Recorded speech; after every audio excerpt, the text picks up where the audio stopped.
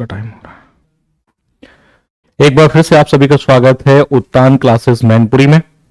और जैसे कि हमारी श्रृंखला चल रही थी मैथ्स की क्लासेस को लेकर के, उसी में अगली क्लास को लेकर के हम आपके सामने आए हैं। और जैसे कि चल रहा था हमारा क्षेत्र मिति, और क्षेत्र मिति मैंने जो आपको इससे पहले क्वेश्चन प्रैक्टिस करवाए थे वो अधिकतर क्वेश्चन वर्ग और आयत के थे। अब उसी श्रृंखला में आगे बढ़ते हुए हम शुरू कराने वाले हैं व्रत के प्रश्नों को। और यहां से क्वेश्चन जो है वो सवाल जो है पेपर में किस तरीके से आते हैं वो अभी समझते चलेंगे। सबसे पहले व्रत के बारे में समझते हैं कि व्रत क्या है। किसी भी समतल पर एक निश्चित बिंदु से समान दूरी पर स्थित सभी बिंदुओं को मिलाने पर जो भी आकृति प्राप्त होगी वो व्रत होता है। और ये जो है बीच में यहां पर इसको हम केंद्र यानी कि ओ कह देते हैं। यहां से इस किनारे तक की दूरी को हम त्रिज्या कहते हैं, इसीलिए इसको आर से रिप्रेजेंट करते हैं, रेडियस कहते हैं। अगर कोई व्यक्ति यहां से किसी एक बिंदु को मान लेते हैं, यहां से चल करके वापस यहीं घूम करके आता है तो उसको परिधि कहते हैं। तो एक चक्कर लगाना या किसी खेत में या किसी पार्क की बाड़ बांधना, बाड़ फेंसिंग जिसको कहते हैं, किनारे पर बाउंड्री बनाना, ये सभी जो है वो परिधि से सॉल्व किए जाते हैं। इसके लिए परिधि की जरूरत होती है। जब भी आपको किसी वृत्ताकार क्षेत्र का बाड़ की लंबाई पता करनी हो कि कितनी बाड़ उसमें लगाई जाएगी, कितने तार की जरूरत पड़ेगी उस तार से जिससे हम उसको चारों ओर से बांध सकें, तो समझ लो आपको क्या ढूंढना होगा, परिधि ढूंढनी होगी। वहीं अगर हम इस खेत की जुताई कर रहे हैं, अगर हम इस खेत की क्या कर रहे हैं, जुताई कर रहे हैं, तो जुताई में तो पूरा खेत ले लिया जाता है। और जब आप पूरा खेत ले लेंगे तो उसको कहते हैं क्षेत्रफल, उसको कहते हैं क्षेत्रफल। यानी कि अगर आपको जुताई करवानी है या टाइल लगवानी है या घास बिछवानी है या किसी गोल क्षेत्र को गाय चर रही है तो गाय द्वारा चरा गया क्षेत्र,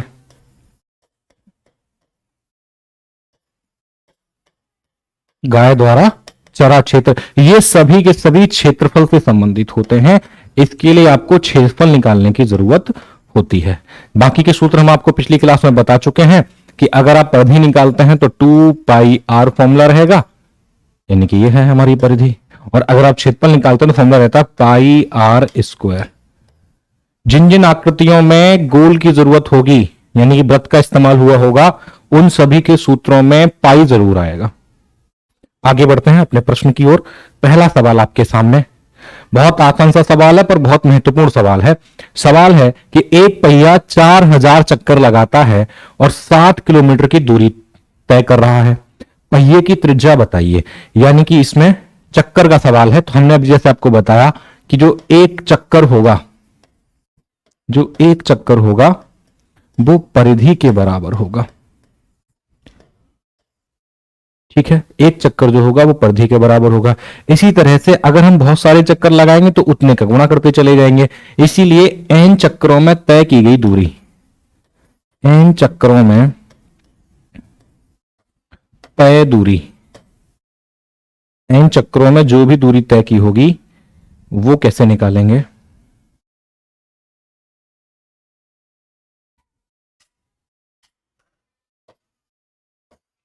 तय दूरी फॉर्मूला आएगा n इंटू 2 पाई आर, यानी जितने चक्कर लगाए हैं वो, और 2 पाई आर एक चक्कर की दूरी है, दोनों का मल्टीप्लाई कर दोगे तो n चक्करों में तय की गई दूरी आपको पता चल जाएगी। अब यहां पर क्या कह रहा है कि पहिए की त्रिज्या बताइए, क्योंकि चक्करों की संख्या बता दी गई है, आपको दूरी बता दी गई है। तो अगर हम n का डिवाइड कर दें दूरी में तो हमें क्या पता लग जाएगा, परिधि पता लग जाएगी। इसी तरीके से अगर 2 पाई आर की वैल्यू निकालें तो हमें 60 किलोमीटर में 4000 चक्कर का डिवाइड दे देना चाहिए, क्योंकि चक्कर कितने हैं, 4000 है। अब देखो डिवाइड ऐसे जाएगा नहीं तो इसको चेंज करना पड़ेगा मीटर के अंदर। तो 60 किलोमीटर में 1000 का मल्टीप्लाई कर दिया, ये आपका 4000 है। 4 3 0 से 3 0 कट गया, 4 से 60 को काटोगे, आंसर आ गया 15 मीटर। लेकिन ये जो आंसर है वो अभी परिधि का आया है, लेकिन हमको क्या निकालनी है, त्रिज्या निकालनी है। तो 2 पाई आर की वैल्यू है 15 मीटर। अब हमारे आंसर्स किस में है, मीटर में, सेंटीमीटर में, सारे मीटर में है, तो हमें मीटर में ही इसको बना करके रखना है।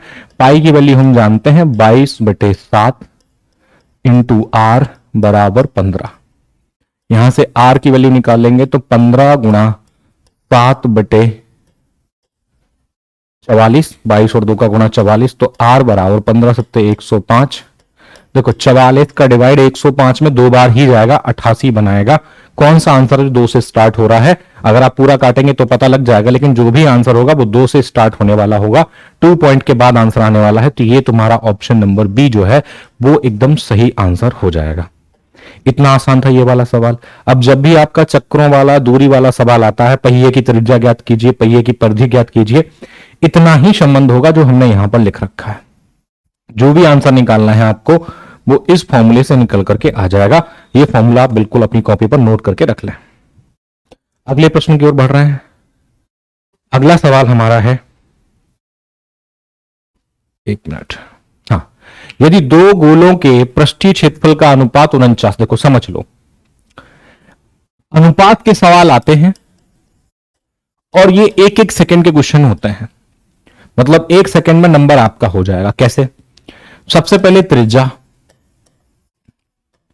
मैं कहता हूं त्रिज्या, व्यास और परिधि, इन तीनों का परिवर्तन एक जैसा होता है, पिछली क्लास में समझा चुका हूं। इसके बाद आता है क्षेत्रफल। अब वो क्षेत्रफल चाहे सिर्फ क्षेत्रफल हो या वक्र पृष्ठीय क्षेत्रफल हो या संपूर्ण पृष्ठीय क्षेत्रफल हो, ये तीनों का अनुपात एक जैसे बदलता है। अब इसके बाद आता है आयतन। इन तीनों को लेकर के अनुपात में कई बार प्रश्न आता है, तो समझ लो अगर कोई रेशियो त्रिज्या, व्यास या परिधि का, अगर इसका अनुपात 1:2 है तो इसका भी 1:2 ही होगा, इसका भी 1:2 ही होगा। मतलब इन तीनों के रेशियो एक जैसे होते हैं। अब जैसे कोई अनुपात मैंने कह दिया, चाहे त्रिज्या का, चाहे व्यास का, चाहे परिधि का 2:5 है, तो जैसे ही आप क्षेत्रफल पर आओगे इसका स्क्वायर हो जाएगा, मतलब 4:25 हो जाएगा। जैसे ही आप आयतन पे आओगे, ये जो पहले वाला नंबर था यानी कि त्रिज्या, व्यास या परिधि का, इसका क्यूब हो जाएगा, तो 2 का क्यूब 8 और 5 का 125। इस तरीके से ये काम करता है। अब यहां पे आ जाओ सवाल में, इन्होंने किसका दिया है? क्षेत्रफल का दिया है।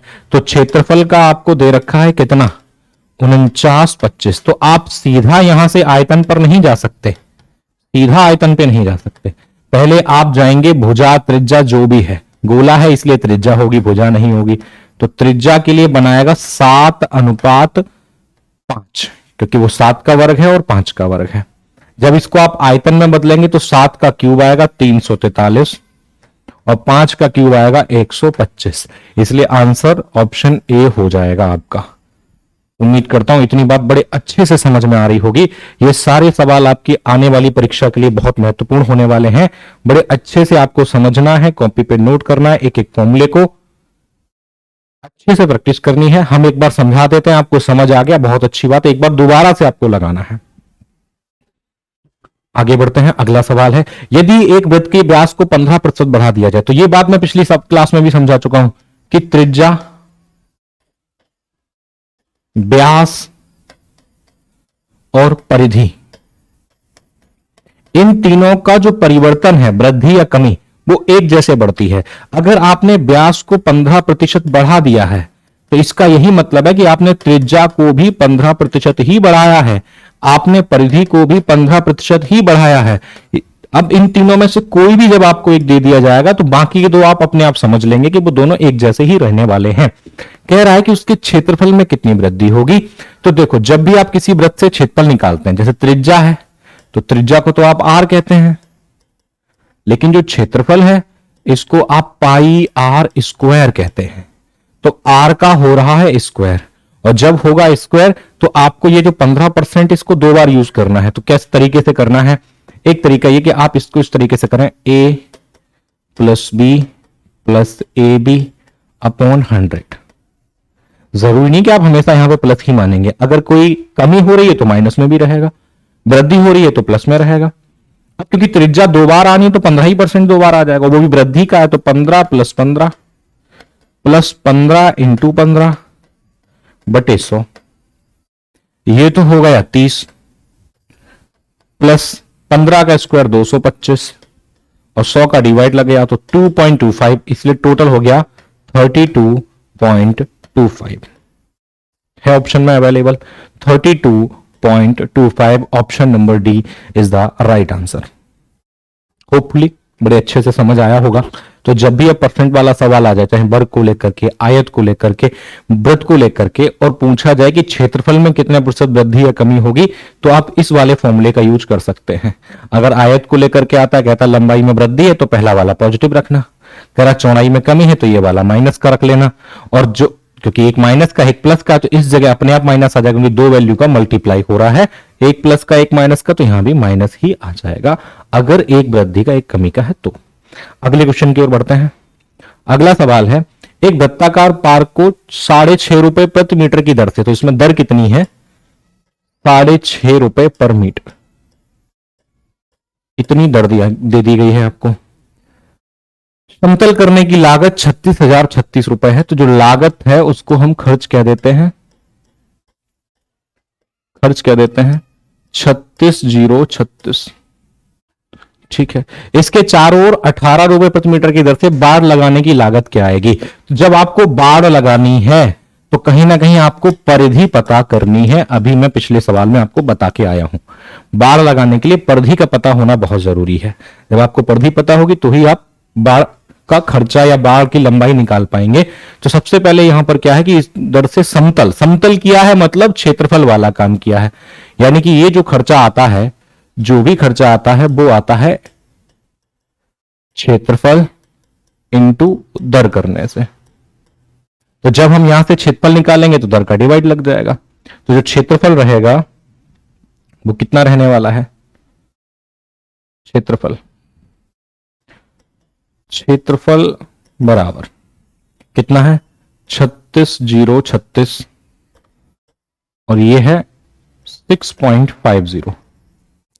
देखो पॉइंट हटाया, 2 जीरो बढ़ाया, 1 जीरो इसके पास है, 1 जीरो इसके पास है, कट गया। अब हमारे पास फ्रेश नंबर अवेलेबल है 360,360, और अपॉन में है 65। सबसे पहले 13 से काट लेते हैं, 13 से कट जाएगा क्या, तो 13 से काटते हैं, 13 दूनी 26, बच गया 10, हो गया 100, 13 सत्ते 91। एक सेकेंड, इसको साफ सुथरा लिख देता हूं, 13 दूनी 26, 13 सत्ते 91, बच गए कितने, 9, हो गया आपका 93, 13 सत्ते 91, बच गया 2, 13 दूनी 26, जीरो का जीरो, 13 से ये कट गया 5 बार, 5 से इसको काट लेते हैं, 55 25, 2 बच गया 27, 55 25, फिर से कितना बच गया आपके पास, 2 बच गया, 5 चकू 20, 2 बच गया, 5 चकू 20, 55 44। ये क्या निकल के आ गया, आपका क्षेत्रफल निकल के आ गया।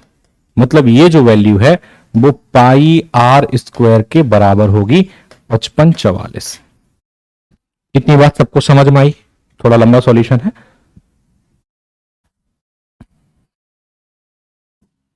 ठीक है, अब अगर हमें आर स्क्वायर की वैल्यू निकालनी है तो इस 55 44 में पाई का डिवाइड देना होगा, तो पाई के लिए जो 7 है वो ऊपर चला जाएगा, 22 नीचे आ जाएगा।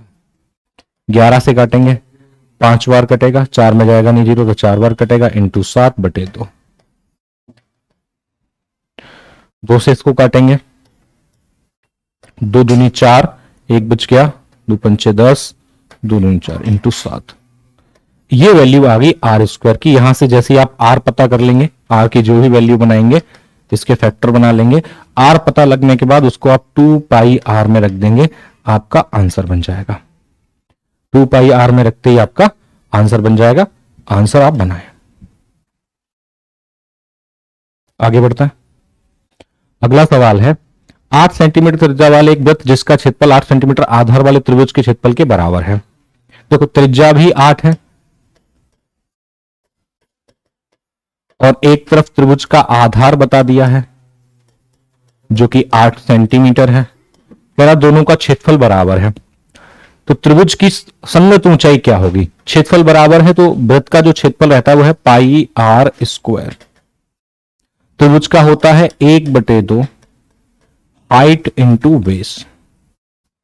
आंसर हमारे पाई में है तो पाई की वैल्यू आपको रखने की जरूरत ही नहीं है, पाई को पाई रहने दो। आर की वैल्यू हमें पता है 8, तो 8 इंटू 8। ये 1/2।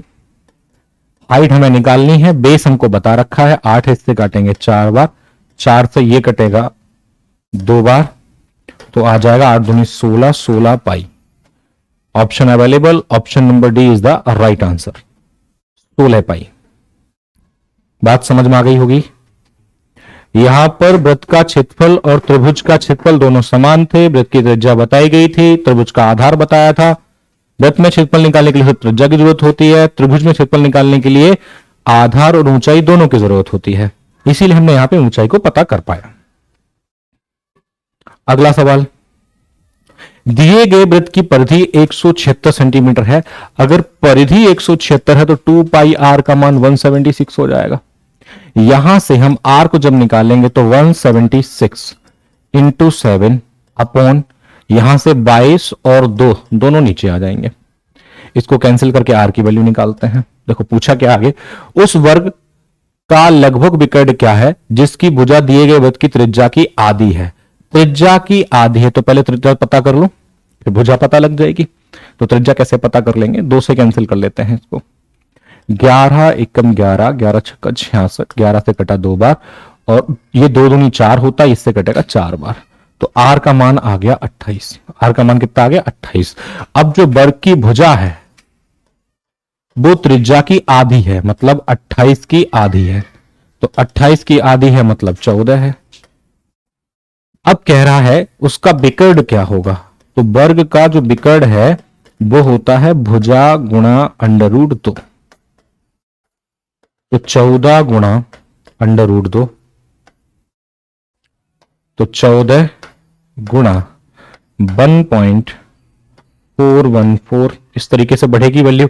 तो कहीं ना कहीं 14 और 14 का तो गुणा होता दिख ही रहा होगा, तो 196 के आसपास से आंसर बन जाएगा, मतलब 90.6 समथिंग कुछ आंसर बनेगा। तो 19.6 या 7 का मतलब ये हो गया कि एग्जैक्ट आंसर जो है वो 20 माना जाएगा, क्योंकि इन्होंने कहा हुआ है कि लगभग विकर्ण क्या होगा। तो हमारा एग्जैक्ट आंसर तो 19.6 और 7 आ रहा है, लेकिन जब हम इसको राउंड फिगर कर देंगे तो ये 20 सेंटीमीटर माना जाएगा। आगे बढ़ते हैं। अगला सवाल है, एक पेंटिंग की लंबाई और चौड़ाई क्रमशः 15 सेंटीमीटर और 10 सेंटीमीटर है। पेंटिंग के चारों ओर 1 सेंटीमीटर चौड़ा बॉर्डर बनाया गया है। बॉर्डर का क्षेत्रफल क्या होगा। ऐसा ही सवाल हमने आपको पिछली क्लासेस में कराया हुआ है, जहां पर मैंने रास्ते का क्षेत्रफल निकालना सिखाया है आपको, रास्ता का क्षेत्रफल, और उसमें फॉर्मूले भी बताए हुए हैं। तो बॉर्डर बनेगा वो बाहर की साइड बनेगा, तो इसके लिए फॉर्मूला क्या रहेगा, 2x l + b + 2x। x क्या है, रास्ते की चौड़ाई, लेकिन यहां पर मानी जाएगी बॉर्डर की चौड़ाई, तो जो कि है 1 सेंटीमीटर, तो 2 गुणा 1। एल क्या है, उस पार्क या उस मैदान की लंबाई, यहां पर मानी जाएगी फोटो की लंबाई, तो पेंटिंग की लंबाई 15 + 10 + 2 × 1, तो ये हो गया 2, 15 + 10 = 25 और ये 2 हो गया 27। 27 का 2 गुना कर देंगे, आंसर आएगा 54। ऑप्शन है, ढूंढना पड़ेगा, ये रहा 54 centimetre square is the right answer. ठीक है, आगे बढ़ते हैं। इस सवाल में बताया कि एक तार 18,634 सेंटीमीटर क्षेत्र के क्षेत्रफल को घेरता है, इसे वृत्त के रूप में मोड़ा जाता है, तो वही तार अब एक आयत बनाने के लिए, देखो जब ये वृत्त है तो आप पाई आर स्क्वायर के बराबर दिखाएंगे 18,634 को, यहां से आर की वैल्यू निकालेंगे। अब आगे समझते हैं। कह रहा है उसी तार को आयत बनाने के लिए मोड़ा जाता है, तो जब भी किसी चीज को मोड़ा जाता है तो यहां पर वृत्त की जो परिधि होगी, वृत्त की जो परिधि होगी वो आयत के परिमाप के बराबर होगी, आयत के परिमाप के बराबर होगी। यानी कि यहां से 2 पाई आर आप इक्वल दिखाएंगे 2l + b के। ठीक है, आर की वैल्यू आप यहां से पता करेंगे ही, और एल और वी का रेशियो आपको पता है, जिसको आप 5x और 6x में रखेंगे, यहां से आपका आंसर बनेगा। इसका जो भी आंसर आप बनाएंगे वो आप कमेंट करके बताएंगे कि क्या आंसर आपने बनाया है। ठीक है, कोई क्वेश्चन अगर आपको समझ नहीं आया तो उसे जरूर एक बार बताएं, बाकी अब मिलेंगे अगली क्लास में।